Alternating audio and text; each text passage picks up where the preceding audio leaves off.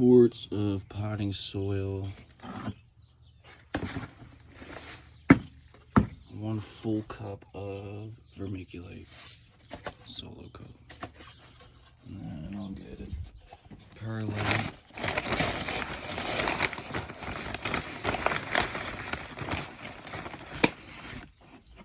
same thing.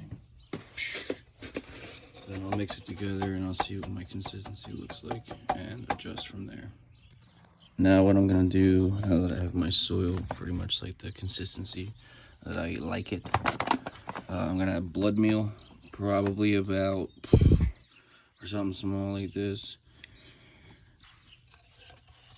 maybe 1/4 of this solo cup, and then I'll mix it in. And then the same thing with the bone meal. It's more of an organic feeding. You don't want to give it too much. You're better off going light, and then if your plant needs, you can always add. This is full. I kind of, just get your shit around. All right, now I have my dirt grow medium in here. I kind of just fiddle it around, make sure there's no air holes or whatever. But right now, I'm not going to add any water to it, simply because it's going to be sitting for a little bit, and I don't want any mold to grow or any other bullshit till I can put some seeds in here.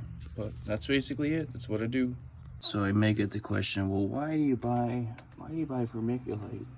Why do you buy perlite? Well, this is a prime example. Clumping.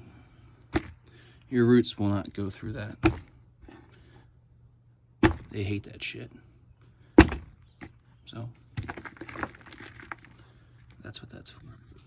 Next step, since the soil is already moist, it's not wet, but it's not dry. What I'll do, I got some like lukewarm water, but I'll kind of just give it just a little bit of water where I know the seeds are. And then over the next 7 to 14 days, I'll just sit here and make sure that the top of the soil doesn't get too dry, and wait for the seedlings to come through. Then I will let it grow for about a week, get established, and during that time I'll let the soil actually dry. And then when the time comes, I will take these and put them into the buckets.